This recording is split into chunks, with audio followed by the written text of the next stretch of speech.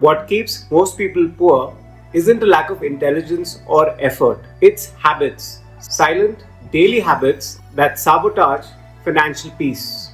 I'm Rakchit, an economics graduate and an MBA by qualification, an ex-banker and an ex-Big Four consultant who's worked with global organizations like KPMG and ICICI Bank. Over the last 17 years of my career, I've studied money, behavior, finance deeply, not just to earn more, but to understand that how is wealth really built. Today, as an entrepreneur, I share the lessons that helped me redesign my own life so that you can do the same. A lot of viewers in my previous videos have commented about importance of achieving financial freedom as the biggest enabler in living a more intentional life. Changing these habits will certainly help you to achieve financial freedom faster. I've studied some of the greatest books on wealth, and they all point to one truth. Wealth is first built in the mind long before it shows in your bank account.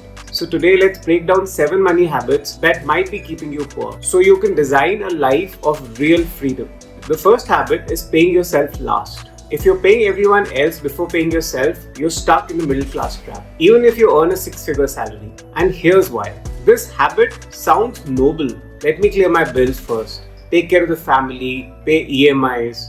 But it's actually a trap because every month you're left with nothing to invest in yourself or in your future. Most people live by the spend, then save model. They pay rent, groceries, credit cards, subscriptions, entertainment, and then hope to save what's left. And guess what?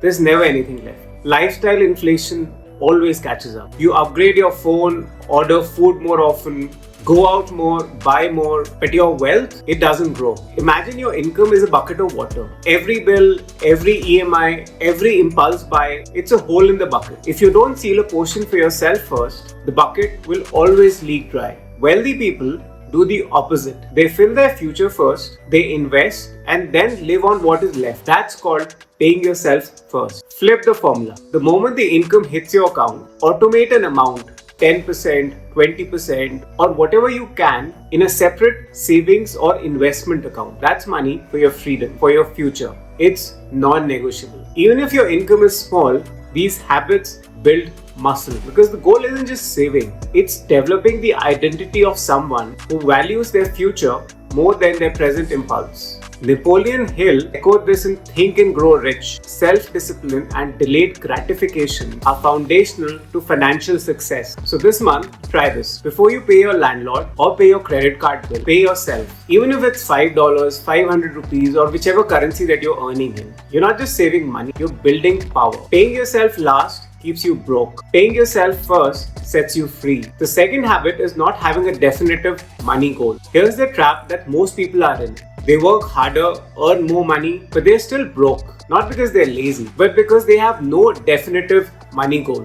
They don't know how much is enough or what it's for. So their money just disappears. Spent on upgrades, gadgets, bills, celebrations, or even worse, keeping up with others. Imagine getting into a car, slamming the accelerator, but never entering a destination on Google Maps. You'll burn fuel, cover distance, feel busy, but you'll end up nowhere. That's most people's relationship with money. In Think and Grow Rich, Napoleon Hill says, there is no hope for success for a person who does not have a clear, definitive goal. He even made this as a requirement to build wealth. A specific amount, a deadline, a plan to get there, and a strong reason why you want it. Let me give you an example of a few definitive money goals. You might want to have a certain amount invested by the time you turn 40 to earn a passive income every month through dividends and REITs. You might want to invest a certain amount every month for the next 20 years so that you can retire early and travel the world after that. You might be aiming at accumulating a certain corpus over the next 2 years to quit your 9-to-5 job and start a consulting business. Have you noticed that each of these goals has a clear number, a timeline, a purpose? Without a goal, you'll make random money decisions. You'll buy things because they are on sale. You'll invest because someone on Instagram said so. And you'll keep chasing higher income thinking that that's the answer. But without direction, more money just means more chaos. Wealth is not about how much you earn. It's about how clearly you aim. When your money has no mission, your lifestyle will steal it. Right after this video, do this. open notes or a journal, write down your freedom number. How much money do you need to live the life that you want? By what age and why? Clarity is a magnet. When you're clear about your number, your brain, income start aligning towards it. That's how people escape the middle class treadmill and start designing their own life. Don't just work for money. Make your money work for a specific purpose. That's how you build wealth. On purpose, not by accident. Not controlling your expenses. Earning more won't fix poor spending habits. Even a millionaire can go broke if their lifestyle keeps expanding. The key is discipline, not deprivation. Have a written plan for your money. Every dollar, every rupee must have a purpose. The average American millionaire in the millionaire next door drove a used car and lived below their means, not above. Budget for needs, goals in investing, and fun. Stick to it for 30 days. You'll feel more in control than ever. Borrowing to consume, not to build. The rich borrow to build. The middle class borrows to look rich. One builds freedom, the other builds a trap. One of the deadliest habits keeping people stuck in the middle class cycle is this: borrowing money to consume, not to invest, not to grow, but to impress. You take loans to buy a new iPhone, swipe your credit card for a vacation you can't afford, use EMIs to furnish a house you don't even own. And every time you do this, you're making a decision. You're choosing instant gratification over long-term freedom. Most people don't see debt as a decision. They see it as a normal. Everyone does it, right? Wrong. It's normal only if you want to stay stuck, paying interest, working harder, just keep up with what you already spent. Imagine digging a hole and every time you want something new, you dig deeper. Now, to maintain your lifestyle, you're digging just to stand at the same place. That's what consumption debt does. And the irony is, most of what you buy on credit loses value the moment you swipe. Phones get outdated, clothes go out of trends, that holiday glow fades in a week, but that EMI stays. There's another kind of debt, productive debt. That's when you borrow to create value. A student loan that leads to higher income, a business loan to launch a startup, real estate that generates rental income. The rich use leverage to build assets. The middle class uses it to consume liabilities. And then wonder, why are they trapped? As Robert Kiyosaki says in Rich Dad Poor Dad, an asset puts money in your pocket. A liability takes money out of your pocket. Borrowing for consumption is equal to literally financing your own liabilities. Starting today, ask yourself this one question before taking any loan. Will this help me earn more, grow more, or build more? If the answer is no, then it's a trap. Cut the credit cards if you have to. Don't buy things on EMI to feel better. Buy them when your investments can pay for them. Don't borrow to look rich. Borrow if you must to become rich. That's the difference between temporary comfort and permanent freedom. The fifth habit is neglecting financial literacy. You spent 20 years in school but never learned how to grow money. And now you wonder why you feel stuck. Most people don't realize this. Financial ignorance is more expensive than bad investments. We learn trigonometry, Shakespeare, even the periodic table. But no one teaches us how money actually works. How to budget, how to invest, how to build wealth, how to manage taxes, inflation, or credit. So we step in the adult life with a degree, but no defense against financial struggle. And the cost of that ignorance, you become easy prey for lifestyle inflation, credit cards, low return FDs, and consumerism. You earn well but save poorly. You save but invest blindly. You invest but panic when the market drops. You stay in the rat race not because you're not capable, but because you're financially not educated. Think about it. You lose 50,000 in an investment, you'll feel it immediately. But if you lose 10 lakhs in 10 years by not investing smartly, you don't notice it. That's the silent cost of poor financial literacy. Warren Buffett once said, the best investment you can make is in yourself. And that includes financial education. Start with the books like Rich Dad Poor Dad, The Psychology of Money, The Intelligent Investor.